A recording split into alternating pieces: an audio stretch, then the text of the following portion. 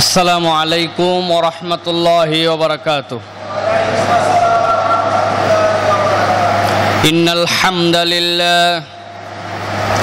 হামদালিল্লাহি নাহমাদুহু ওয়া নাস্তাঈনুহু ওয়া নাস্তাগফিরুহু ওয়া নু'মিনু বিহি ওয়া নাতাওয়াক্কালু আলাইহি ওয়া নাউযু বিল্লাহি মিন শুরুরি আনফুসিনা ومن سيئات أعمالنا من يهدي الله فلا مضل له ومن يضلله فلا هادي له ونشهد أن لا إله إلا الله وحده لا شريك له ونشهد أن سيدنا وحبيبنا وطبيب قلوبنا محمد أرسله بالحق بشيرا ونذيرا وداعيا إلى الله بإذنه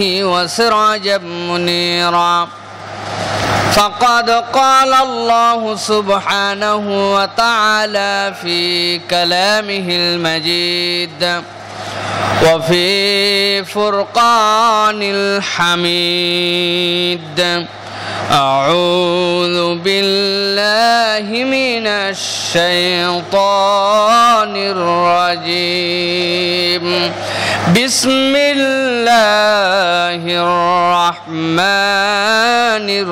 الرحيم الحج أشهر معلومات فمن فرد فيهن الحج فلا رفث ولا فسوق ولا جدال في الحج وقال النبي صلى الله عليه وسلم من حج لله فلم يرفث ولم يفسق رجع كيوم ولدته أمه রাওয়াহুল বুখারী। এরা শাওয়াল মাস অনুযায়ী আমি আপনাদের কাছে একটা আয়াতে কারিমা তেলাওয়াত করেছি, যে আয়াতে কারিমার মধ্যে আল্লাহ রাব্বুল আলামিন বলছেন আল হাজ্জু আশহুরুম মা'লুমাত, তোমাদের জন্য হজের মাসগুলো সুবিদিত, অর্থাৎ হজের মাসগুলি তোমাদেরকে জানিয়ে দেওয়া হয়েছে। ফামান ফারাদা ফীহিন্নাল হজ, যাদের হজ ফরজ হবে এর মাঝে তাদের জন্য কর্তব্য হচ্ছে ফালা রাফাসা ওয়ালা ফুসুকা ওয়ালা জিদালা ফিল হজ, তারা যেন হজের সফরে, হজের মধ্যে, হজের মাসসমূহে কোনো রকম রাফাস না করে, ফুসুক না করে এবং জিদাল না করে। প্রিয় ভাইরা, এখানে খুব গুরুত্বপূর্ণ নির্দেশনা মুমিনদের জন্য, সেটি হচ্ছে আল্লাহ বলছেন যে তোমাদের জন্য হজ যাদের জন্য ফরজ হবে, জেনে রাখা উচিত যে হজের মাসসমূহ তোমাদের জন্য সুবিদিত তথা তোমাদেরকে জানিয়ে দেওয়া হয়েছে। মুসলমানরা হজের মাসও জানে না।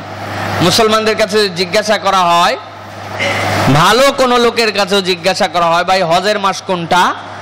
আমরা সবাই বলবো যেই মাসে আমরা কুরবানি দেই, জিলহজ মাস, এইটাই আমাদের হজের মাস। কিন্তু হাদিস পর্যালোচনা করলে দেখা যায় শাওয়াল, জিলকাদ এবং জিলহজ এই তিনটা মাসই হচ্ছে হজের মাস।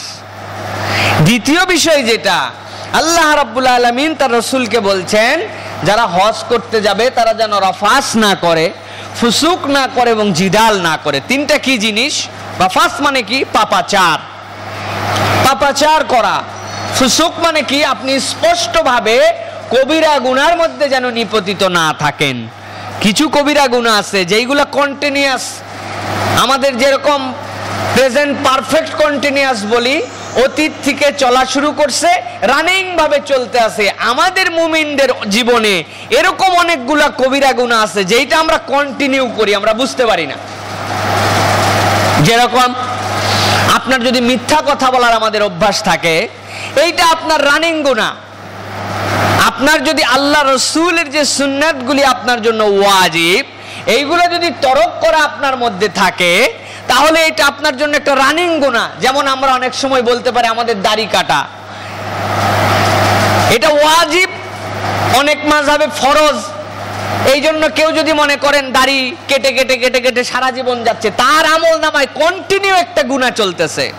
কোরআন শিখা আপনার জন্য ফরজ, বিশুদ্ধভাবে কোরআন তেলাওয়াত করা ফরজ। 70 বছরের জীবন পার করে দিয়েছি, আজ পর্যন্ত কোরআন ঠিক মতো পড়তে পারি নাই। আপনার আমলনামায় ওই যে আল্লাহ বলছেন ওয়ারাত্তিলিল কোরআন তারতিলা, কোরআনকে তারতিল সহ পড়ো, আপনি আজ পর্যন্ত শিখেন নাই, আপনি কন্টিনিউ প্রসেসিং এ একটা গুনার মধ্যে আছেন। প্রিয় ভাইয়েরা, এই ধরনের গুনাহগুলা থেকে পরিহার করতে বলা হয়েছে, মুমিনদেরকে বেঁচে থাকতে বলা হয়েছে, মুমিনদেরকে বলা হয়েছে আপনাদের জন্য আমাদের জন্য জিদাল করা যাবে না, ঝগড়া বিবাদ।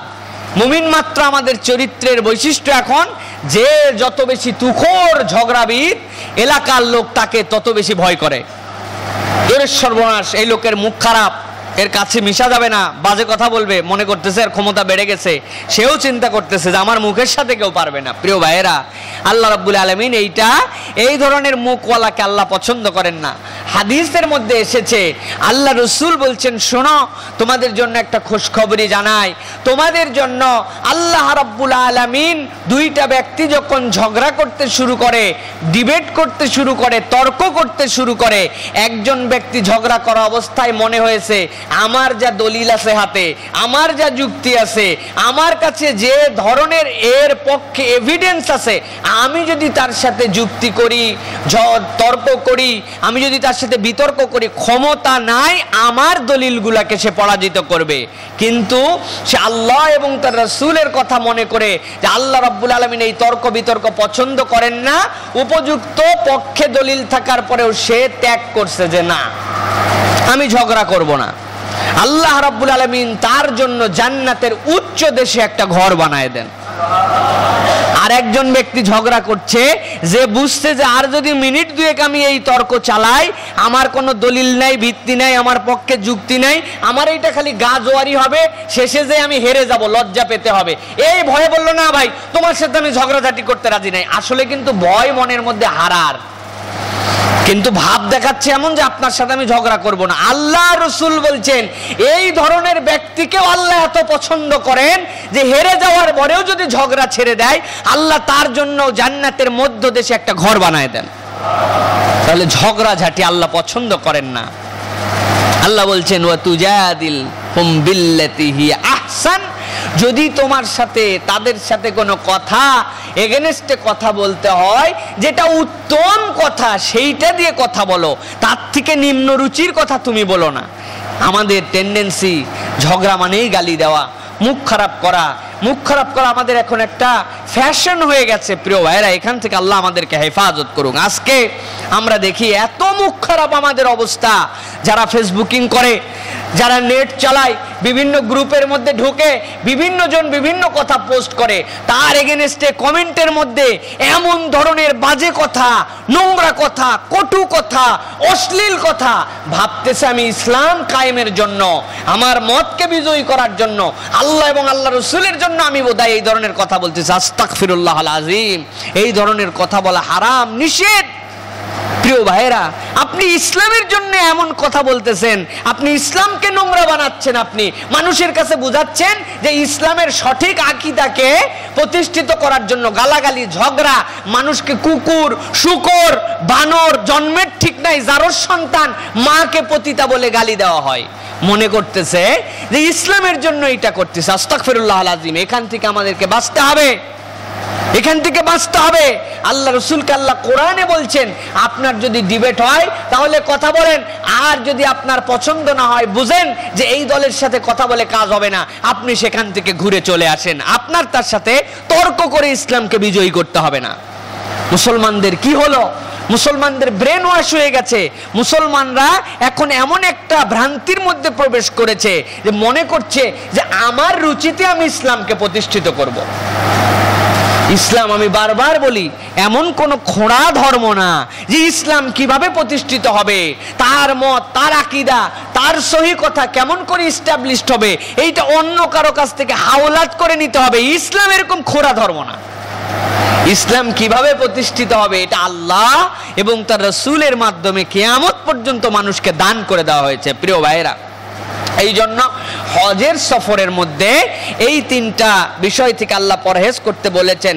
সুতরাং হজের মাস যদি তিনটা হয়, ফুকাহায়ে কেরাম বলছেন এইটা তো সর্বাবস্থায় নিষিদ্ধ, কিন্তু রফাস, ফুসুক, জিদাল এইগুলি যেন এই 3 মাসেই মুমিনদের জীবনে না থাকে যারা হজে যাবে। প্রিয় ভাইয়েরা, এখন হজ কার উপর ফরজ এইটা আমাদের একটুখানি জানতে হবে। আল্লাহ রাব্বুল আলামিন সূরাত আল ইমরানের 97 নম্বর আয়াতের মধ্যে বলছেন, ওয়ালিল্লাহি আলান নাসি হিজ্জুল বাইত মান ইসতাতা ইলাইহি সাবিলা। অর্থটা বোঝেন। আল্লাহ রাব্বুল আলামিন বলছেন ওয়ালিল্লাহি আলান নাসি হিজ্জুল বাইত, ওই ব্যক্তিদের জন্য আল্লাহর ঘরে হজ করা আমি রব্বুল আলামিন নির্দেশনা দিচ্ছি, মানিস্তাতা ইলাইহি সাবিলা, যারা আল্লাহর ঘর পর্যন্ত পৌঁছাবার সামর্থ্য রাখে।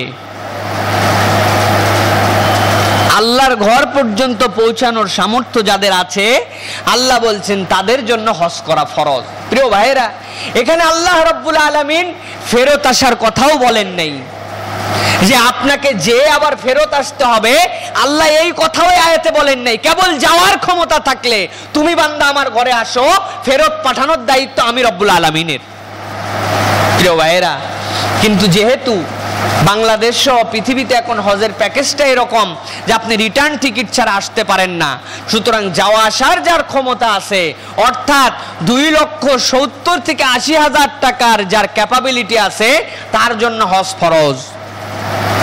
প্রিয় ভাইয়েরা, আমি বলতে পারি আমাদের 2,60,70,000 টাকা তো নাই হুজুর, কিন্তু আল্লাহর রহমতে আমাদের যদি দেখা যায় 2-4-10 বিঘা মাঠে জমি আছে, ওইখান থেকে 3%, 4%, 5% বিক্রি করলে 3 লাখ টাকা হয়, কিন্তু বলে যে আমার নগদ টাকা নেই, এই জন্য হজ মনে হয় ফরজ হয় নাই। আপনি ভ্রান্তির মধ্যে আছেন।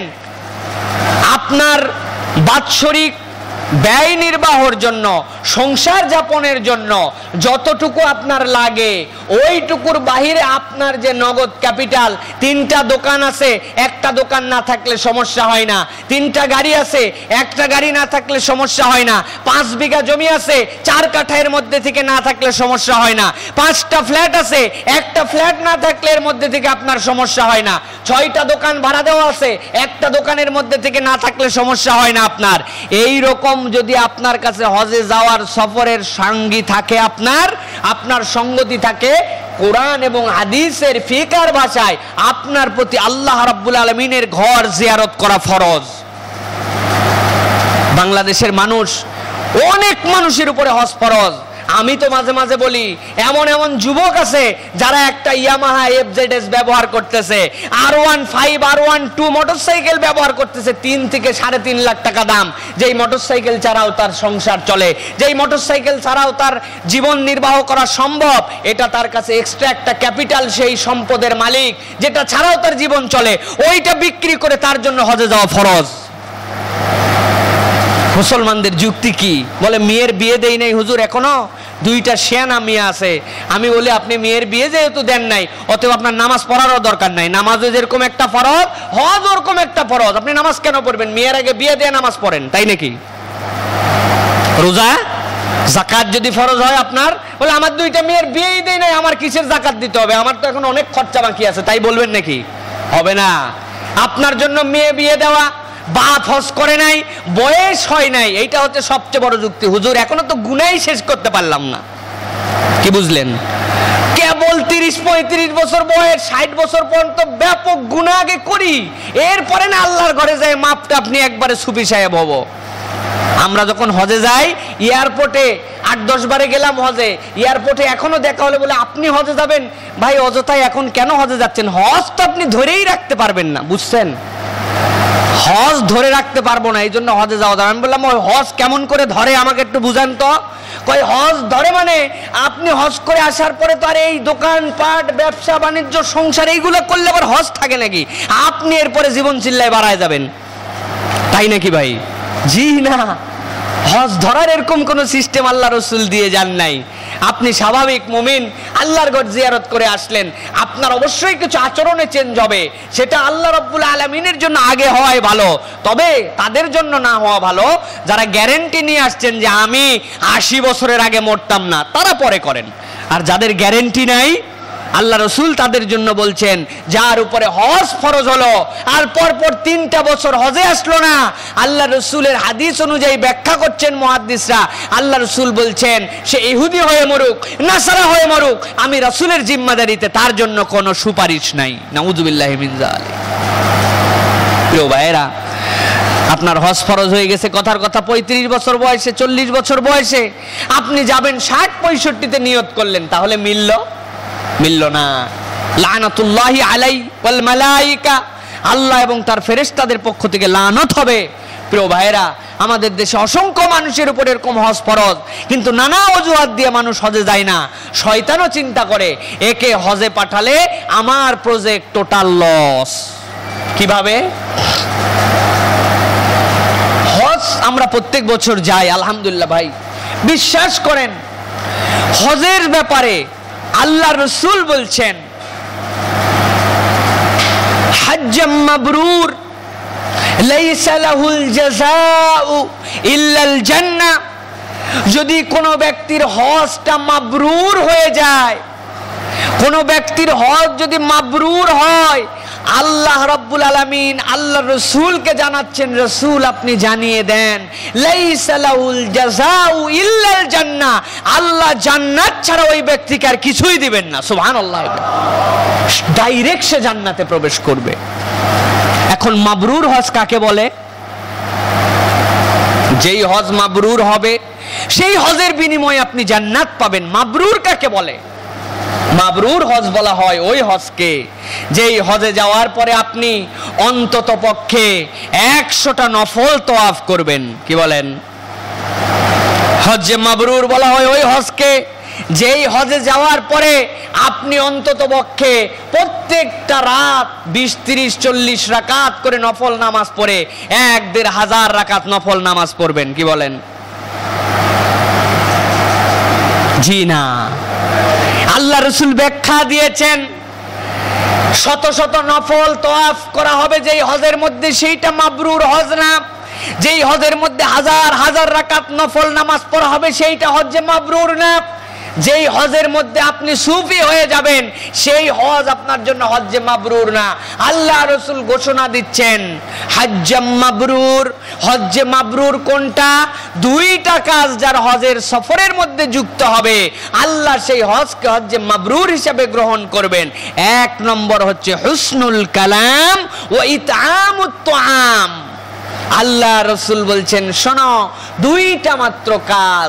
একটা হচ্ছে যেই হাজির হজের সফরে জবান সুন্দর হবে, মানুষের সাথে হাসি মুখে কথা বলতে পারবে, আর মানুষকে নিজের ভাগের খাওয়ার থেকে, নিজের টাকা থেকে, নিজের সামর্থ্য থেকে খাওয়াবে। এই 2টা গুণ যার হজের সফরে যুক্ত হবে, আল্লাহ তার হজকে মাবরুর হজ হিসেবে গ্রহণ করে নেবেন। সুবহানাল্লাহ। কাজ 2টা কি?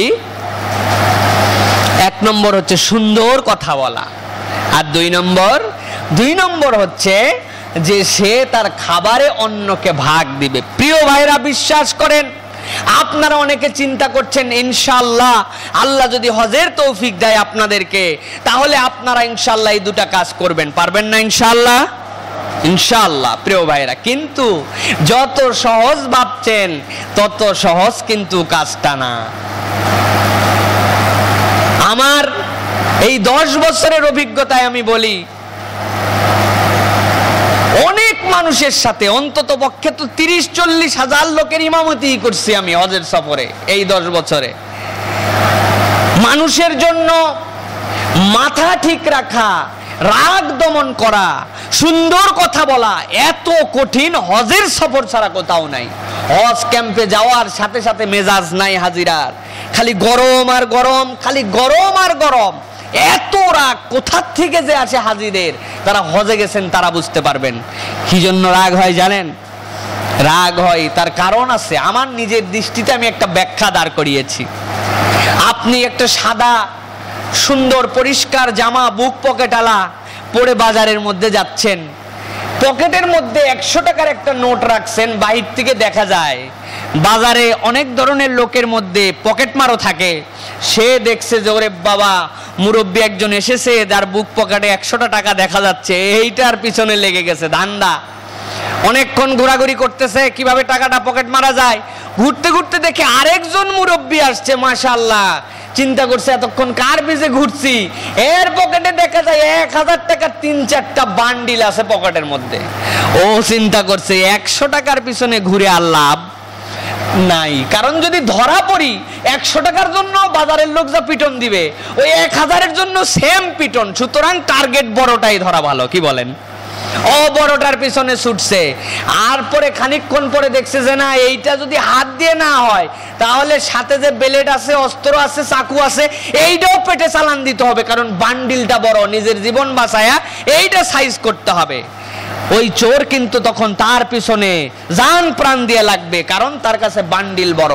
প্রিয় ভাইয়েরা, আমি তো বলি 20 বছর, 30 বছর, 40 বছর, 50 বছরের গুনাহে ভরা জীবন, হাতের গুনাহ, পায়ের গুনাহ, চোখের গুনাহ, অন্তরের গুনাহ, আমলের গুনাহ, নামাজ কাজার গুনাহ, দুনিয়াবি যত গুনাহ আপনার দ্বারা হয়েছে,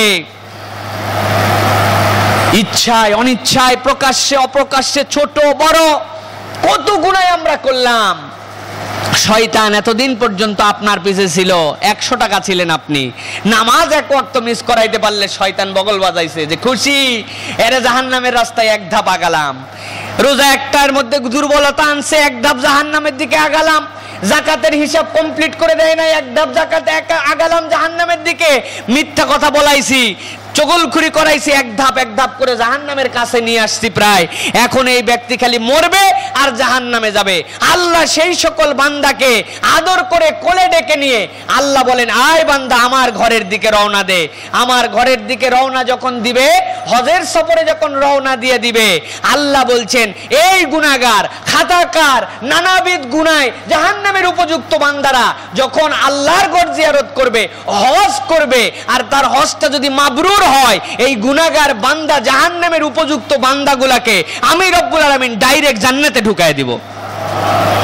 প্রিয় ভাইয়েরা, শয়তানের মাথা ঠিক থাকে না, কারণ শয়তানের 40 বছরের প্রজেক্ট, ওয়ান চান্সে প্রজেক্ট শেষ হয়ে যাচ্ছে তার। সুতরাং সে আর 100 টাকার ধান্দার পিছনে নাই, সে এখন বান্ডিল বান্ডিল টাকার পিছনে আছে। প্রয়োজনে আপনাকে গুলি করবে, প্রয়োজনে আপনার পেটের মধ্যে চাকু ঢুকায় দিবে, প্রয়োজনে আপনাকে অজ্ঞান করবে, যা করা লাগে করবে, কিন্তু ওর প্রজেক্ট যেন টিকে থাকে এই জন্য চেষ্টা করবে। এই জন্য হাজিরা যখন আল্লাহর ঘরে রওনা হয়, শয়তান চিন্তা করে এতদিনের প্রজেক্ট সব শেষ, এখন তো এই লোক জান্নাতি হয়ে যাবে, এর পিছে লাগার রাস্তা কোনটা? ফালা রাফাসা ওয়ালা ফুসুক ওয়ালা জিদাল ফিল হজ। আল্লাহ বলছেন পাপাচার, জিদাল, ঝগড়াঝাটি, আর তোমার মধ্যে ফিস্ক, প্রকাশ্য গুনাহ, এই তিনটা তার মূল টার্গেট। আর যেহেতু হজ্জে মাবরুর হবে, তার কথা সুন্দর যদি হয়, মানুষকে খাওয়ায়, তার মেজাজ প্রথম থেকে রাগায় দিবে। দেখবে পদে পদে বললো এক কথা, করলো আরেক কথা, এটা ঠিক হয় নাই, সেটা ঠিক হয় নাই, আপনি আমার জুতায় পা দিলেন কেন, খুঁতা দিলেন কেন, আমার গামছা সরায় আপনার গামছা এই জায়গায় নাড়লেন কেন, আপনি ঘরের মধ্যে হুট করে লাইট জ্বালালেন কেন, ফ্রিজ খুললেন কেন, নানান কথাবার্তা, শুধু রাগ আর রাগ। হাজি নিজেও বুঝতে পারে না যে আমি তো আসলে এরকম খিটখিটে ছিলাম না, কারণ শয়তান তখন আপনার পিছে সর্বশক্তি দিয়ে লাগে। প্রিয় ভাইরা, এই জন্য বলি, যারা এই শয়তানের এই কবল থেকে মুক্ত হয়ে জান্নাতে যাওয়ার জন্য উপযুক্ত হতে চায়, তাদের কি কোনো বয়স আছে ভাই? তাদের বয়স নাই। তারা তো আরো চিন্তা করবে যে আমি 35এই হজ করে আসি, তারপরে আমি মিথ্যা কথা যেহেতু আগে একটু কম বেশি বলতাম, এখন আর একটাও বলবো না, গীবত করতাম, এখন আর একটাও করব না, আগে নামাজ 2 তো কাজা দিতাম, এখন একটাও করব না, বাকি জীবনটা আপনার সুন্দর হবে। আর বাঙালি উল্টা বুদ্ধি পাইছে, আগে যত পারো গুনাহ করে নাও, শেষ জীবনে আল্লাহকে যায় ভূগোল পড়াও যে আল্লাহ তোমার কাছে আইছি, সব মাফ করে দাও। তাই নাকি ভাই? জি না। প্রিয় ভাইরা, এই জন্য এখনো সময় আছে অনেকের। হিসাব করে দেখেন, আরেকবার নিজের সম্পদের একটু হিসাব করেন যে কার জন্য কি রেখে যাচ্ছেন আর আল্লাহর জন্য কি দিয়ে যাচ্ছেন। সুতরাং একটা ফরজকে বাদ দিয়ে যাবেন না। আমি তো বলি অনেক মুসল্লি আছেন যাদের পিতামাতা হজ করতে পারেন নাই, আল্লাহ আপনাকে সামর্থ্য দিছে, কত সম্পদ আপনি কুক্ষিগত করে রাখতেছেন, মনে করতেছেন এই সম্পদ নিয়ে আমি চলে যাব। পিতামাতার জন্য একটা হজ করেন, বাপ মায়ের জন্য একবার হজে যাওয়ার নিয়ত করেন।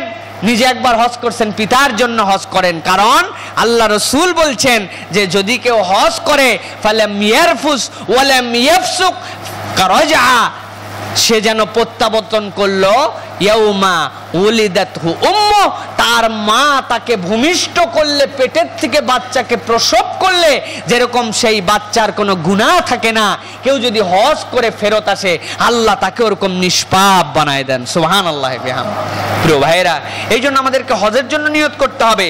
হজ করলে আমাদের মানসিক প্রশস্ততা লাভ হয়। মনটা ছোট হয়ে গেছে মুমিনদের। মুমিন যে কত বড় জাত, এর যে জাত ভেদ নাই। মুমিনের অন্তরটা অনেক বড় হবে, এইটা হজ ছাড়া মুমিনের অন্তর বড় হবে না। দেখবেন একটা লোক একদম বোবা, কথা বলতে বললেও কথা বলে না, কথা বলতে বললেও কথা বলে না। হজ এমন দুটা নিয়ামত দান করে বান্দাকে, মানুষকে বক্তা বানায় দেয়। হাজী সাহেব আসার পরে দুনিয়ার গল্প, ভাই আরাফাতে এই হলো, মুজদালিফায় এই হলো, এই দেখলাম, এই বিদেশিকে দেখছি, এই করছি, কত ধরনের গল্প যে মানুষের কাছে সুবহানাল্লাহ বিহামদিহি এইটা হজের দ্বারা মানুষের অর্জন হয়। আর 2 নম্বর একটা জিনিস হয়, আল্লাহ রাব্বুল আলামিন হাজীদেরকে ওয়াদা আল্লাহর পক্ষ থেকে যে তাদের রিজিকের টেনশন আল্লাহ রাব্বুল আলামিন কোনোদিন সেই বান্দাকে অন্যর দিকে মুখাপেক্ষী করাবেন না। সুবহানাল্লাহ বিহামদিহি। রিজিকের ওয়াসাত চলে আসবে তার মধ্যে, কোথা থেকে আসবে, কেমনে চলবে, টেনশন হবে ভিতরে, কিন্তু কেমনে জানি সব হয়েও যায়। সুবহানাল্লাহ বিহামদিহি। এইটা আল্লাহ রাব্বুল আলামিন দান করেন। বিশ্ব কত বড়, সাদা কালো ফর্সা, তালবিয়া জানে তালবিয়া জানে না, মূর্খ বোবা, চেহারা লম্বা, কি না তার একটা বিচিত্র পরিবেশ। সুবহানাল্লাহ বিহামদিহি। কি ভালোবাসা। জীবনে যেগুলো অভিজ্ঞতা আছে হজের, অবাক হয়ে যাবেন। আমাদের সাথে এক মুরব্বী গেছে, সে বাংলায় ঠিক মতো বলতে পারে না, আঞ্চলিক বাংলা বলে, আমাদের ওই চাঁপাইনবাবগঞ্জের এলাকার মতো করে, কিন্তু সে প্রত্যেকদিন এসে আমাদের কাছে গল্প করে যে আজকে চায়নার লোকের সাথে গল্প করে আসলো, আজকে থাইল্যান্ড, আজকে ইন্দোনেশিয়া, আজকে সৌদি আরব, আজকে পাকিস্তান, শ্রীলঙ্কা। আমরা অবাক হই যে এত ভাষায় জানলো কেমন করে। একদিন আমি গেলাম যে দাদু চলেন তো, কার সাথে, কয় চলো আমার সাথে। গেলাম, যাওয়ার পর এক থাইল্যান্ডের লোক, আমি চুপ করে বসে আছে, থাইল্যান্ডের সাথে গল্প করতেছে, ভালো আছো? থাইল্যান্ড বলতেছে বাড়ি কোন জায়গায়, ও কি বলতেছে, ও বল, দুইজন কি গল্প। গল্পের পরে এর পকেটের থেকে একটা চকলেট বের করে দিল। আমাদের যে দাদু ছিল সে দেখলো, আরে থাইল্যান্ডের লোক আমারে চকলেট দিল, আমি তো কিছুই দিতে পারলাম না। পকেট খুঁজে দেখে একটা খেজুর আছে, সে একটা খেজুর তার হাতে দিল। দুইজন জড়াজড়ি করে চলে আসলো। আসার পরে বললাম কি গল্প করলাম। আসলে বলেন তো ভাই, গল্প করছে, কিছু বুঝছে ওরা? এই হচ্ছে বিশ্ব ভাষা, এ হচ্ছে আল্লাহর ঘর জিয়ারতের দ্বারা মুমিনের মধ্যে অন্তর তৈরি হয়। কালো মানুষ, হিংস্র মানুষ, মোটা মানুষ, ফর্সা মানুষ, বিশ্বের শ্রেষ্ঠ সুন্দরীরা ওইখানে যায়, আল্লাহ রাব্বুল আলামিন সেখানে নিয়ে যায়। কিন্তু কোনোদিন শুনেছেন যে কোনো একটা মানুষের গায়ে কেউ একটা টাচ করছে? পরিবেশ, এক মহান পরিবেশ, ওই চরিত্র ওখানে না গেলে গঠন হবে না। আল্লাহ এই জন্য এই বান্দাদেরকে ওইখানে নিয়ে যান।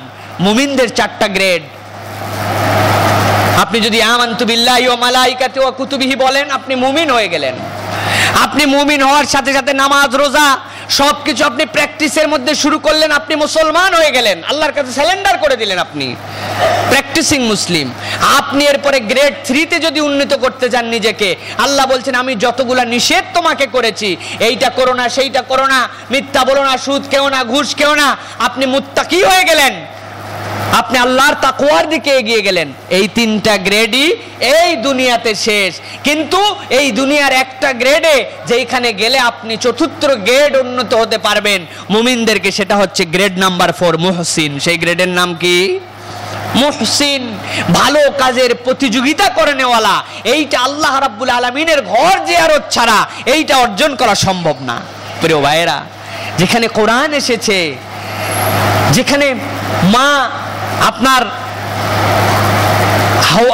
আদম আলাইহিস সালাম, হাওয়া আলাইহিস সালাম, বিবি হাজেরা, ইব্রাহিম আলাইহিস সালাম, তাদের স্মৃতি আছে। যে আয়াতটা আপনি কোরআনে পড়ছেন, কল্পনা করেন একবার, ইন্নাস সাফা ওয়াল মারওয়াতা মিন শাআইরিল্লাহ, নিশ্চয় সাফা এবং মারওয়া আল্লাহর নিদর্শন সমূহের অন্যতম একটি নিদর্শন। আপনি কল্পনা করেন, একটু চোখ বন্ধ করে কল্পনা করেন যে আপনি সাফা মারওয়ার কথা কোরআনে পড়ছেন, আর আপনি যখন সাইর জন্য তাওয়াফ শেষ করে সাইর জন্য আপনি বের হবেন, সাফার থেকে মারওয়ার দিকে সাই করতে যাবেন, আপনি ওই সাফা পাহাড়ের উপরে দাঁড়ায়া আল্লাহর ওই আয়াত পড়তেছেন, আপনার কাছে কোরআন সত্য প্রমাণিত হয়ে যাবে। সুবহানাল্লাহ, সুবহানাল্লাহ। কোরআনে যে আয়াত আছে আমি সেখানে উপস্থিত, আল্লাহু আকবার। এই ফিলিংস হজ ছাড়া সম্ভব না। এই জন্য প্রিয় ভাইরা, যাদের উপরে হজ ফরজ অথবা একটু টানাটানি করে চেষ্টা করলে ফরজ হয়ে যাবে, এই ধরনের ব্যক্তিরা নিয়ত করে ফেলেন যে আল্লাহ ওই বুড়া বয়সে আমি হজে যাব না, আমার যে সামর্থ্য আছে, আমার যে যতটুকু আমার প্রপার্টিজ আছে, এইগুলো হিসাব করে দেখেন আল্লাহর ঘর পর্যন্ত যাওয়ার একটা পুঁজি হয় কিনা। ফকিরা বলতেছেন, আমি তো একটু ছাড় দিয়ে বললাম, ফকিরা বলছেন আপনার হজের যে 45-50 দিনের সফর, এই সফরের সময়টুকুতে যদি সংসার চালানোর মতো সামর্থ্যের বাহিরে 50 দিন চলতে কয় টাকা লাগে? 30,000 কিংবা 25,000। এই 25-30 হাজার টাকার ক্যাপাসিটির বাহিরে কারো যদি হজে যাওয়ার টাকা হয়ে যায়, পুরা বছর না, তার উপরেই হজ ফরজ হয়ে যাবে। প্রিয় ভাইয়েরা, এই জন্য আমি আপনাদের কাছে অনুরোধ করব, নিয়ত করেন। আর যারা হিসাব করে দেখতে পাচ্ছেন যে না আমারটা অনেক দূর, তাদের জন্য আল্লাহর কাছে বলেন, কারণ আল্লাহ রাব্বুল আলামিন হচ্ছেন গনি, তিনি যে কোথা থেকে আপনাকে দিবেন এইটা রব্বুল আলামিন ছাড়া কেউ জানে না। নিয়তের দাম আছে। আব্দুর রব মস্তান নামে আমাদের দারুস সালামে এক মস্তান থাকে, যদি সুযোগ থাকে তাকে দেখাতে পারতাম। দিন আনে দিন খায়, মানুষের কাছে হাত না পাতলে তার চলে না। আল্লাহ তাকে 2 বার হজ করাইছে। সুবহানাল্লাহ বলবেন না? কিভাবে? তার নিয়ত আমি আল্লাহর ঘরে যাবই। বড় লোকের কাছে গেছে বিভিন্ন জন, আমাকে একবার হজে পাঠান। 30 বার এক লোকের কাছে বিরক্ত হয়ে বলছে যা তোরে পাঠাবো। সুবহানাল্লাহ বিহামদি। আল্লাহ তাকেও বরকত দেখ, হজে চলে গেছে, 2 বার হজ করে আসছে। প্রিয় ভাইরা, গরিব মানুষ এখনো ভিক্ষা করে। প্রিয় ভাইরা, আল্লাহ রাব্বুল আলামিন হচ্ছেন দেনেওয়ালা। আমার পাত্রটা যদি মজবুত করতে পারি তাহলে ইনশাআল্লাহ আল্লাহ আপনাকে আমাকেও দিবেন ইনশাআল্লাহ। প্রিয় ভাইরা, তাছাড়াও নিয়ত করে রাখতে হবে। আপনি নিয়ত করলেন ইনশাআল্লাহ আমি হজে যাব, আপনি যেতে পারলেন না, আল্লাহকে বলবেন আল্লাহ আমি তো নিয়তে ছিলাম, তুমি দাও নাই, আমি যেতে পারি নাই। আল্লাহ আশা করা যায় আপনার আমলনামায় একটা হজের সওয়াব দান করে দিবেন। প্রিয় ভাইরা, এরপরে হজ আপনার আমার জন্য রেশারেশি মুছে দেয়। রেশারেশি থাকে না হজের মধ্যে, আমিত্বকে বিসর্জন দেওয়ায়। হজ আজকে মুসলমানদের মধ্যে আমিত্ব, অল্প একটু কিছুর মালিক হলেই আমি হয়ে যায়। দেখবেন সব কিছুতে আমি লিডার, আমি বড়, আমার ব্যবসা, আমার বাড়ি, আমার গাড়ি, আমার আমার আমার একটু কিছুতেই আমি। এমনকি হজের সফরেও আমি চলে আসে ভিতরে। পিছন থেকে একজন গুতা দিছে, ঘুরে তাকাইছে এরকম করে, আমারে চিনস? হজ শেষ। আমারে চিনুস বলছেন তো হজ শেষ। আপনার এই আমিত্বকে বিসর্জন দিতে হবে। আপনি কিছুই না, সব আল্লাহর। লাব্বাইক আল্লাহুম্মা লাব্বাইক লাব্বাইকা লা শারীকা লাকা লাব্বাইক ইন্নাল হামদা ওয়ান নি'মাতা লাকা ওয়াল মুলক লা শারীকা লাক। হজের এইটা হচ্ছে সঙ্গীত, হজের স্লোগান।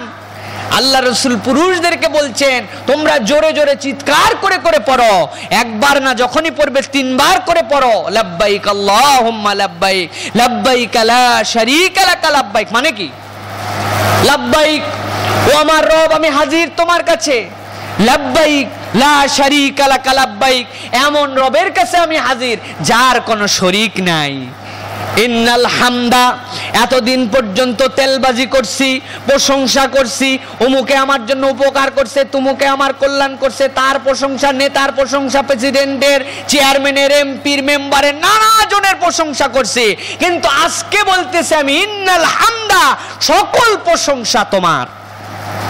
ওয়ান নি'মাতা, আমার আব্বা আমারে 2 বিঘা জমি দিয়ে গেছিল বলে আমি চলছি, আমার চাচা আমার দিক তাকাইছিল বলে চলছি, আমার এমপি সাহেব আমার একটা পজিশন নিয়ে দিছিল জন্য দোকানটাতে করে করে খাচ্ছি, এতদিন পর্যন্ত অমুকে নিয়ামত দিছে তুমিকে দিছে, এইগুলা বলছে আল্লাহ, কিন্তু এইগুলা প্রকৃত দেনেওয়ালা না।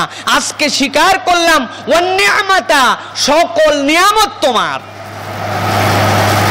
3 নম্বর লাকা ওয়াল মুলক, আল্লাহ ক্ষমতার উৎস অমুক, ক্ষমতা আমাকে জনগণ দিছে, ক্ষমতা আমাকে আমার আব্বার সূত্রে পাইছি, ক্ষমতা আমাকে পুলিশ দিছে, বিডিআর দিছে, আমার সেনাবাহিনী স্ট্রং ছিল বলে আমারে ক্ষমতায় রাখছে। নানানজন আপনাকে ক্ষমতার মালিক বানাইছে, আর আপনিও ফুলে ফেপে মনে করছেন আই অ্যাম অলসো সামথিং, আমিও কিছু একটা। কিন্তু রব্বুল আলামিন আজকে তোমাকে বললাম লাকা ওয়াল মুলক, যাবতীয় রাজত্ব, যাবতীয় সার্বভৌমত্ব, যাবতীয় মহানত্ব, ক্ষমতার মালিক তুমি আল্লাহ।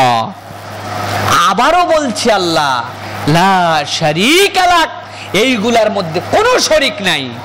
এই স্লোগান যখন বান্দা আল্লাহর কাছে দেয়, দিতে দিতে আরাফাতের মধ্যে ঢুকে, আল্লাহ রসুল বলছেন ওই আরাফাতের ময়দানে বান্দা ঢুকার পরে আল্লাহর কাছে যখন সাক্ষ্য দেয়, আল্লাহর কাছে যখন দোয়া করে, আরাফাত থেকে যখন বান্দা বের হয়, ওই সময় যদি সে মনে মনে এই ধারণা করে যা গুনাহ আগে করছি মাফ হইছে কি না হইছে, এই চিন্তাও যদি কোনো বান্দা করে আরাফাত থেকে বের হওয়ার পরে, আল্লাহ রসুল বলছেন সে একটা গুনাহ করলো। কারণ আল্লাহ আরাফাত থেকে বের হওয়ার সাথে সাথে বান্দার তাবদ গুনাহ মাফ করে দেন। সুবহানাল্লাহ বিহামদি। প্রিয় ভাইয়েরা, এই জিনিসের নাম হচ্ছে হজ। এই হজ আপনার আমার মনের মধ্যে আগ্রহ জন্মাতে হবে, আপনার আমার মনের মধ্যে এটার মধ্যে আমাদেরকে আগ্রহ সৃষ্টি করতে হবে। মুমিন মুসলমানদের মধ্যে থেকে বাঙালির হজের অবস্থা সবচেয়ে খারাপ। আমাদের কাজ মক্কা শরীফে যাওয়ার পরে দেখছি প্র্যাকটিস, আপনাদেরকে প্র্যাকটিক্যালি বলছি, হারাম শরীফের ভিতর ঢুকে একজন আরেকজনের প্রথম জিজ্ঞাসা, সালামের আগে জিজ্ঞাসা, কি কোন জায়গায় থাকেন? কয় আমি থাকি ভাই এই কবুতর চত্বরের পিছনে। কয় আরে বলেন না ভাই, আমারে বলছিল কাছে রাখবে, রাখছে আরো দূরে, হাইটে আসতে 7 মিনিট লাগে। ভাই বুঝে থাকলে বলেন, 35 লক্ষ থেকে 40 লক্ষ লোক একটা জামাতে নামাজ পড়ে, এই মসজিদটা কি এইটুকু ভাই? কত বড় তাহলে তার চত্বর, তার থেকে কত ডিস্টেন্সে বাড়িঘর থাকতে হবে। উনি ঠিকই দেখা যাচ্ছে যা বলছে সেই জায়গাতেই রাখছে, কিন্তু উনার পছন্দ হয় নাই। প্রথম আলাপ, এরপরে দ্বিতীয় আলাপ, কি খাইতেছেন? কয় মাঝে মাঝে ভালোই দেয়, কিন্তু সপ্তাহে 1 দিন ভত্তা দেয়। চিন্তা করছেন আপনি কত বড় কৃতজ্ঞতাহীন আমরা? মানুষ কি 3 ওয়াক্তই খালি খাওয়ার জন্য গেছে?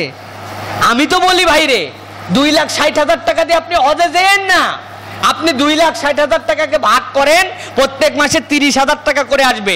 ঢাকা শহরের এই আমাদের এই অঞ্চলে এমন কোনো বাড়ি নাই যে এই বাড়ির ভাড়া 30,000 টাকা, এই অঞ্চলে নাই। ওই গুলশান বনানীতে যাইতে হবে, 30,000 টাকা ফ্ল্যাট ভাড়ার এইরকম কোয়ালিটির ফ্ল্যাট নাই। তা আপনি যদি অত ভালো থাকতে চান, গুলশান বনানীতে যে মাসে 30,000 টাকা দিয়ে একটা ফ্ল্যাট নিয়ে থাকেন, ভালোই যদি থাকতে চান। আর ভালো যদি খাইতে চান, একটা ব্যক্তি দুনিয়ার যত খানা খাক 2,60,000 টাকা খাইয়ে ফেলাবে 1 বছর, এরকম কোন বাপের বেটা জন্মগ্রহণ করে নাই, খাইতে পারবে না। তা আপনি খান তাহলে 2,60,000 টাকা, আপনি তো হজ করতে যান না, আপনি ভালো থাকতে গেছেন আর খাইতে গেছেন। আফসোস, একটা ব্যক্তি এসে আমাদেরকে বলে না যে হুজুর রাখবেন তো আলহামদুলিল্লাহ 40 দিন থাকা যায় না, সেখানে থাকা যায়, খাবো তো যেমন তেমন, খাইলাম তো 40 বছর জীবনে, কি খাই নাই আল্লাহ সব খাইয়েছে। কিন্তু আমার হজটা কি ভালো করে করাবেন? সুন্দর করে হজটা হবে তো? 50 বছর নামাজ পড়লাম, এখনো সিজদায় কাউকে কাউকে দেখি মাটিতে এরকম করে হাত লাগায় দেয়, দিয়ে সিজদা দেয়। এইটা হাদিসের ভাষায় মাকরুহ কারাহাত। আপনি এমন ভাবে সিজদা দিবেন নিজ দিয়ে যেন একটা ছোট্ট ছাগল ছানা পার হয়ে যেতে পারে, এইরকম ভাবে বলা হয়েছে হাদিসের মধ্যে আপনার জন্য সিজদা দেওয়ার বিধান। আপনাকে আমি দেখে এখনো ঠিক করে দেই সেইটা, 50 বছর নামাজ পড়ার পর আপনার সেইটা কেবল ঠিক হলো। আর আপনি কেমন করে ভাবছেন 50, 60, 70 বছর জীবনে কোনোদিন প্র্যাকটিস করেন নাই, ডাইরেক্ট আপনি হজে যাচ্ছেন, সেই হজ এত সহজ? সুতরাং আপনার মনের টেন্ডেন্সি, আপনার নিয়ত অনুযায়ী আল্লাহ আপনাকে দিবে যে আমার হজটা যেন ঠিক হয়। আল্লাহ সেই রকম একটা মন নিয়ে আমাদের কি যে হলো, আমরা হজকে একটা কোয়ালিটি সম্পন্ন ট্যুরিজম প্যাকেজ বানাইছি। আমরাও বলি, শুধু তো হাজিদের দোষ না, যারা হাজিদেরকে নিয়ে যায় তাদের বক্তব্য, চাচা কোনো টেনশন করেন না আপনি, কয় বাবা একটু দোয়া কলমাগুলা শিখি আস্তে আস্তে, কয় না না আপনি দোয়া শিখবেন কে, তাইলে আবার আমি মুআল্লিম থেকে কি করলাম, কিচ্ছু শিখার দরকার নাই, আমি আছি। 2 নম্বর কোথায় রাখবে, কয় আর বলেন না, কাবা ঘরের দরজা খুলবেন আর নামাজ পড়বেন, আবার দরজার ভিতরে ঢুকবেন। চিন্তা করছেন 1000 মিটারের মধ্যে কোনো বাড়ি ঘরই নাই, উনি কাবা ঘরের দরজা খুলে উনারা রাখতেছে, মুরব্বী তাই মনে করছে। কথা ঠিক। খাওয়াবেন কি, কয় 3 ওয়াক্তই বিরিয়ানি, কয় অত বিরিয়ানি খেলে তো পেট খারাপ হয়ে যাবে বাজান, কয় যেই ওয়াক্তে পারবেন না সেই ওয়াক্তে গরু না হয় খাসি। কোন তো ভাই কোনো মানুষের দ্বারা 40 দিন 3 ওয়াক্ত বিরিয়ানি আর গরু খাসি খাওয়া সম্ভব? এই কথা বলতেছে, উনি খুশি। এরপরে বলছে বাবা আমি তো মুরব্বী মানুষ, কয় মুরব্বী মানুষ টেনশন নাই, আপনি পেশাব পায়খানা করতে পারেন, কয় হ্যাঁ পেশাব পায়খানা নিজেই করতে পারি, তাইলেই হবে, আপনি পেশাব পায়খানা করবেন, শোষানো ধোয়ানো সব আমার।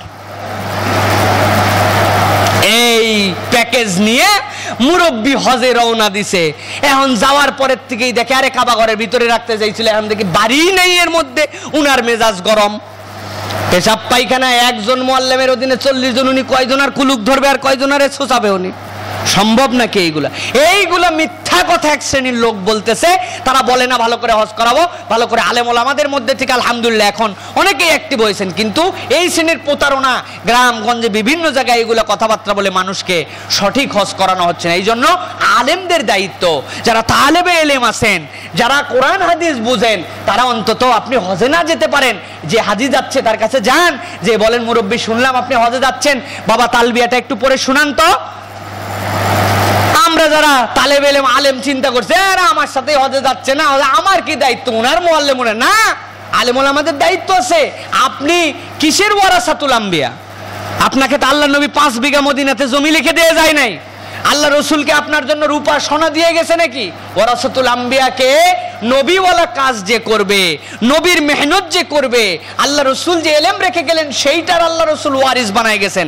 আলেমদের জন্য, তালেব এলেমদের জন্য, মাদ্রাসার ছাত্রদের জন্য, যারা জানেন আগে হজ করেছেন, তাদের জন্য দায়িত্ব যে এই লোকটা হজে যাবে তালবিয়াটা শুনান।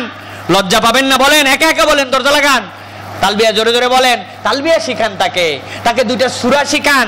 আল্লাহর ঘরে যাচ্ছে, আল্লাহর ঘরে যায় নামাজ পড়বে, সেই আল্লাহর ঘরে হাজি কোরআন পড়তে জানে না, এরকম অসংখ্য হাজি হজে যায়। হাই রে কপাল পোড়া, হাই রে হতভাগা, কোরআন ঠিক নাই, আপনি হজে চলে যাচ্ছেন। কোরআনটা তার সহি কোরআন, কোরআনটা শিখান। ওই লোক ওখানে যাবে, হজ করে করে যা সওয়াব পাবে, আপনি ঘরে বসে বসে তার হজের সওয়াবের ভাগ পেয়ে যাবেন। সুবহানাল্লাহ। প্রিয় ভাইয়েরা, এই জন্য আমাদের হজে যাওয়ার জন্য খেয়াল করতে হবে, নিয়ত করতে হবে, এবং নিয়তটা পরিশুদ্ধ করতে হবে। এই ধরনের মানুষজনের সাথে যাওয়ার চেষ্টা করতে হবে। আল্লাহ রাব্বুল আলামিন আমাদেরকে তৌফিক দান করুন। প্রিয় ভাইয়েরা, এরপরে একটা বিষয় আমাদের কাছে, উমরা, যারা হজ করতে পারেন না তাদের জন্য উমরা করার বিধান আছে। আপনার হজের সামর্থ্য নেই, আপনি উমরায় যান, উমরায় যেতে মাত্র 1 লাখ টাকা লাগে, আরো কম লাগে অন্য সময়। এই হজ শেষ হয়ে যাবে, তারপরে যে মুহররম মাসের উমরা মাত্র 80-85 হাজার টাকা হলে আল্লাহর ঘরে ঘোরা যায়। আল্লাহ রাসূল বলছেন, আল উমরাতু ইলাল উমরাতি কাফারাতুল লিমা বাইনাহুমা ওয়াল হজ্জাল মাবরুর লাইসা লাহুল জাযাউ ইল্লাল জান্নাহ। এক উমরা থেকে আরেক উমরা, এর মধ্যে যত গুনাহ হয় আল্লাহ সবগুলোকে কাফারা হিসেবে ক্ষমা করে দেন। সুবহানাল্লাহ। তাদের সামর্থ্য নাই, উমরার জন্য চেষ্টা করেন, এখান থেকে গ্রুপ বানান, আলেম ওলামাদের সাথে যোগাযোগ করেন, তাদের কাছে জিজ্ঞাসা করেন কেমনে যাব, কেমনে সম্ভব। আল্লাহ রাব্বুল আলামিনের ঘর দেখে আসেন। একটা কক্সবাজার ট্যুর করতে ফ্যামিলি নিয়ে 40-50 হাজার টাকা লেগে যায়, জানেন? হিসাব করে দেখেন, জড়ো করা শুরু করেন, দেখেন আগামী রমজানের আগে আপনার উমরার টাকা হয়ে যাবে। আপনি নিয়ত করেন। নিয়ত নাই আমাদের, চিন্তাই করছি এখনই যাব, আরো গুনাহ বাকি আছে, আল্লাহ দিবে কেমনে আপনারে? প্রিয় ভাইরা, এই জন্য আমাদের এই মনটাকে ঠিক করতে হবে বারবার। এরপর অনেকে বলে, আমাদেরকেই বলে, হুজুর এত বারবার হজ করেন কেন? আমি হজের টাকা দিয়ে যাকাত দেওয়া হচ্ছে ভালো, দান করা হচ্ছে ভালো। ভাই এইগুলা বুঝে এইগুলা কথা বলবেন না, কোরআন হাদিস বিরোধী কথা বলবেন না। দান দানের জায়গায়, সাদাকা সাদাকার জায়গায়, আমল আমলের জায়গায়। আল্লাহ যার জন্য সুযোগ দিয়েছেন তিনি তো দান করছেন, তাই বলে কি আপনি হজ না করে দান করতে হবে? আপনি এটা ভালো মনে করেন নাকি? তাহলে বুনিয়াল ইসলাম আলা খামসিন, আল্লাহ রাব্বুল আলামিন কেন বললেন যে 5টা বুনিয়াদ সকলের জন্য দিলাম? আল্লাহ 4টা বলতেন, হজকে অপশনাল রাখতেন না। হজ ফরজ হয়েছে, আপনার হজেই যেতে হবে, ওটাই আপনার জন্য ইসলাম। আল্লাহ রাসূল বলছেন, শোনো, তাবিউ বাইনাল হজ্জ ওয়াল উমরা ফাইন্নামা ইয়াফসিয়ান আল্লাহ ইয়ানফিয়ান, আল্লাহ রসুল বলছেন যে তোমরা হজ এবং উমরা বারবার করো যাদের সামর্থ্য আছে, কারণ এর দ্বারা আল্লাহ রাব্বুল আলামিন তোমাদের জন্য কল্যাণ নিহিত রেখেছেন। প্রিয় ভাইয়েরা, আল্লাহ রাব্বুল আলামিন আমাদেরকে হজ এবং এইগুলার তৌফিক দান করুন। দুইটা প্রশ্ন উত্তরের মধ্যে আছে, একটা হচ্ছে পিতামাতা অনুমতি দেয় না হজে যেতে পারবো কিনা। প্রিয় ভাইয়েরা, আপনার আব্বা বলছে খবরদার খবরদার নামাজ পড়বি না, নামাজ পড়বি তো তোরে বাড়িতে বাইর করে দিব, আপনি তাহলে নামাজ পড়া বন্ধ করে দিবেন, কি বলেন? হ্যাঁ না, আল্লাহ বলছেন যে তোমাদের জন্য প্রথম নির্দেশনা হচ্ছে আল্লাহ রাব্বুল আলামিনের ইবাদত করো, ওয়াবুদুল্লাহ, আল্লাহর ইবাদত করো। তারপরে ওয়াবিল ওয়ালিদাইনি ইহসানা, দ্বিতীয় হচ্ছে পিতামাতার নির্দেশ মানা। সুতরাং আল্লাহর নির্দেশের উপরে পিতামাতার নির্দেশ হলে নির্দেশ চলবে না, আপনাকে হজ করার জন্য আপনাকে বেরিয়ে যেতে হবে, এটা হচ্ছে আপনার জন্য নির্দেশনা। 2 নম্বর বিষয় হচ্ছে আব্বা হজ করে না, আমি কেমন করে হজ করি, কেমন দেখাই, দেখা দেখির সময় আপনার নাই ভাই। আল্লাহ বলছে আপনার জন্য ফরজ, আপনি হজ করবেন, এটা আল্লাহর সুন্নাত। আল্লাহ আপনার আব্বার জন্য যদি আপনার তৌফিক দেয় আপনি সেটা পরে করবেন, এটা অনেক সওয়াব পাবেন, আপনি ডবল সওয়াব।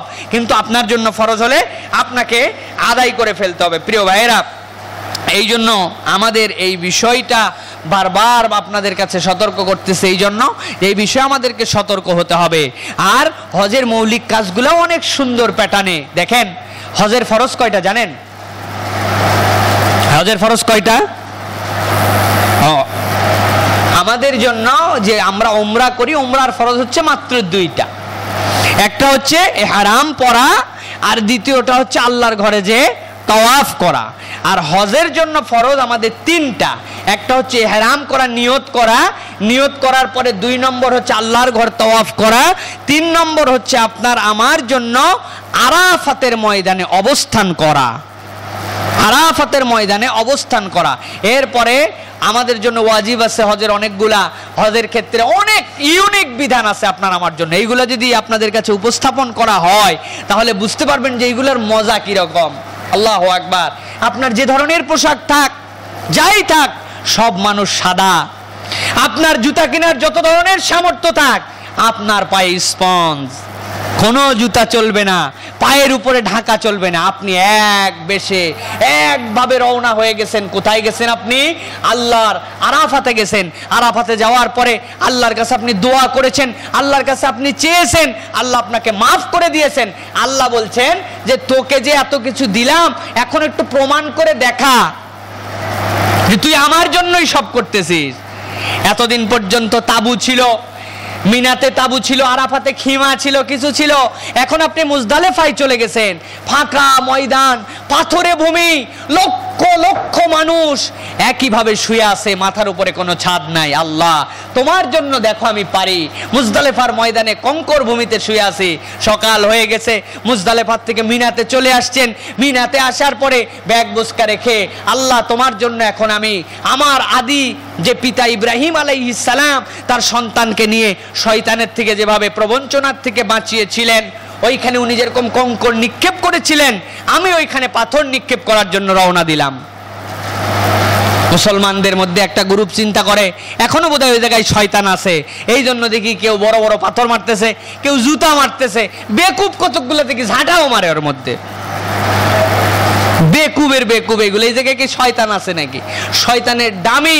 আপনি কি বলতেছেন যে আমার মনের মধ্যে যত খারাপ খাসলাত আছে, আল্লাহু আকবার, আল্লাহই বড়, বিসমিল্লাহ আল্লাহু আকবার বলে সেই দামিতে আপনি কঙ্কর নিক্ষেপ করতেছেন।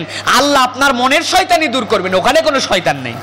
এক শ্রেণীর পাগল আছে, দেখি এই জায়গায় আবার একজন লিখে দিছে ইউএসএ, কয়লা দিয়ে না কি দিয়া, বেকুব। অনেক ধরনের, কত ধরনের মানুষ যে এখানে যায়। প্রিয় ভাইয়েরা, পাথর মারা শেষ, আপনি আসলেন, আল্লাহর জন্য আপনি একটা পশু কুরবানি করে দিলেন। দেওয়ার পরে আমার চুল লম্বা, আরেকজনের চুল ছোট, আরেকজনের টাক, আরেকজন 2 সাইড থেকে কাটছে, বিভিন্ন ক্যাটারের চুল। কিন্তু আল্লাহ বললেন তোমাদের জন্য উত্তম হবে এখন ফাহাল্লিকু রুসাকুম আও কাসসিরু, তোমরা তোমাদের চুলগুলাকে ন্যাড়া করে ফেলো। ন্যাড়া, পুলিশে যারা যায় দেখেন না, যে যে অবস্থায় থাকছে, এরা খারাপ হোক ভালো হোক, সুন্দর হোক, বড় লোকের ঘর হোক, ছোট লোকের হোক, গোপালগঞ্জের হোক আর বগুড়ার হোক, কোনো মাপ নাই, সবগুলা ন্যাড়া। আগে ন্যাড়া করো। আল্লাহ বললেন সব কমপ্লিট, এখন ন্যাড়া করো, সবাই এক বেশে তোমরা ধারণ করো। সুবহানাল্লাহি বিহামদিহি। এই যে হজের সফরের ফিলিংস, কি মায়া, কি মোহাব্বত, কি ভালোবাসা একজনের আরেকজনের সাথে, কি মানুষের সাথে ব্যবহার। আল্লাহ রসুল বললেন অনেকগুলা তওয়াফ করতে হবে না, অনেকগুলি মানুষকে তোমার জন্য নফল নামাজ পড়াতে হবে না, করাতে হবে না, কোরআনের পরে কোরআন খানি করতে হবে না। দুইটা কাজ করো, মানুষের সাথে হাসি মুখে কথা বলো আর মানুষকে তোমার খাবার থেকে ভাগ দাও। আল্লাহ রাব্বুল আলামিন তোমাকে একটা মাবরুর হজ দিয়ে জান্নাতের উপযুক্ত বানায় নেবেন। প্রিয় ভাইরা, এই জন্য এই জিনিসটা মানুষকে বুঝাতে হবে। সুন্দর করে কথা বলা, সুন্দর মুখ করেন ভাই। আমাদের মুখ যে কেন এত খারাপ হয়েছে, আমরা হাসি মুখে কথা বলতে পারি না। কথা মানায় আমাদের বিশ্রী কথা, কথা মানে আমাদের অপরকে খোঁচা দিয়ে কথা, অপরকে অসম্মান করে কথা, নিজেকে একটা ভাব নিয়ে কথা। কেন রে ভাই? এই টেন্ডেন্সি থেকে যুবকরা সবচেয়ে বেশি ঢুকে যাচ্ছে। প্রিয় ভাইয়েরা, আল্লাহর ওয়াস্তে নিজেকে হাসি মুখওয়ালা বানান, নিজের কথাটা সুন্দর বানান। আল্লাহ রাব্বুল আলামিন তার রাসূলকে জানাচ্ছেন, ইরহাম মান ফিল আরদ ইরহাম মান ফিস সামা। জমিনবাসীর প্রতি তুমি দয়াদ্র হও, আসমানওয়ালা তোমার জন্য দয়ার দরজা খুলে দিবেন। আমরা দয়া পাচ্ছি না, আমরা আল্লাহর দয়া পাচ্ছি না। দেখেন চারিদিকে বিভীষিকা, আজকে আমরা সেটার মধ্যে শান্তি নাই, আমাদের নিরাপত্তা নাই, আমাদের অশান্তি, রিজিকের টেনশন, পড়ালেখার টেনশন, বরকত নাই, কোনো কিচ্ছুর মধ্যে থেকে কেমন যেন এলোমেলো। কারণ আমরা সবাই ক্রুয়েল হার্ট হয়ে গেছি। আমাদের মনগুলোকে আমরা একদম পুরাপুরি আমরা প্রফেশনাল মন বানিয়েছি। এই মনের মধ্যে মনকে প্রফেশনাল বানায়েন না, মনকে উদার রাখেন, মনকে মানুষের জন্য নরম করে দেন, মনটাকে আল্লাহর জন্য নরম করে রাখেন। আর এটা কেমন করে হবে? এটা এমনি এমনি হবে না। বিজ্ঞাপন দেওয়া আছে, মাদককে না বলুন, সুদকে না বলুন, বেঁচে থাকুন, এই ডায়লগ বাজি করে কোনো লাভ হবে না। এইটা মনের মধ্যে ঢুকাতে হবে। আলা বিযিক্রিল্লাহি তাতমাইন্নুল কুলুব। আল্লাহর জিকির যদি আপনার মধ্যে না ঢুকে, আপনার অন্তর নরম হবে না। আল্লাহর জিকির মানে কি? লা ইলাহা ইল্লাল্লাহ, এটাই নাকি? এটাই খালি আল্লাহর জিকির না, এটাও আল্লাহর অন্যতম জিকির। আল্লাহর জিকির মানে সর্বক্ষেত্রে আপনার জীবনে আল্লাহর বিধানকে মেনে নেওয়ার মতো অন্তর তৈরি করতে হবে সর্বক্ষেত্রে। জিকিরের হালতে তাহলে আপনি চলে যাবেন। আর এটা তো অবশ্যই উত্তম জিকির। আল্লাহর জন্য সকাল সন্ধ্যায় কিছু জিকির করতে হবে। আল্লাহ রাব্বুল আলামিন আমাদের মনগুলাকে সুন্দর করে দেন, আমাদেরকে হজে যাওয়ার মতো তৌফিক দিয়ে দেন। যারা হজে যাবে আল্লাহ রাব্বুল আলামিন তাদেরকে উত্তম পাথেয় গুছানোর মতো ব্যবস্থা করে দেন। আল্লাহ রাব্বুল আলামিন যারা হজে যাবে তাদের জন্য, আমাদের সকলের জন্য যেন দোয়া করতে পারে সেই তৌফিক দান করে দেন। আল্লাহ রাব্বুল আলামিন আমাদের সকলের জীবনগুলোকে সুন্দর করে দেন। ওয়া মা তৌফিক ইল্লা বিল্লাহ। আসসালামু আলাইকুম ওয়া রাহমাতুল্লাহি ওয়া বারাকাতুহু।